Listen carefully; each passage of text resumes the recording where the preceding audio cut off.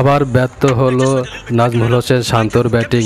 হ্যাঁ দর্শক, মাত্র 6 রানে আউট হয়ে যান নাজমুল হোসেন শান্ত এবং লিটন দাসও আবার ব্যর্থ হন। মাত্র 12 রানে আউট হয়ে যান লিটন দাস, যা দেখে রীতিমতোই খেপেছেন পাপনদা। হ্যাঁ দর্শক, পাপনদা বলেন যে জিম্বাবুয়ের মতো দলের কাছেও যদি তারা রান না পায় তাহলে টি-20 বিশ্বকাপে তারা কিভাবে ভালো করবে, তাদের কাছে কি ভালো আশা করা যায়। জিম্বাবুয়ের মতো দলের কাছেও তারা রান না পায় তাহলে কিভাবে তাদের নিয়ে আমরা বড় ধরনের আশা করি।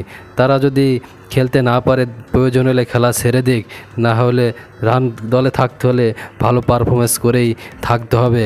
এখন সংশয় হচ্ছে শান্ত এবং লিটনের যে বিশ্বকাপে স্কোরে থাকবেন কিনা।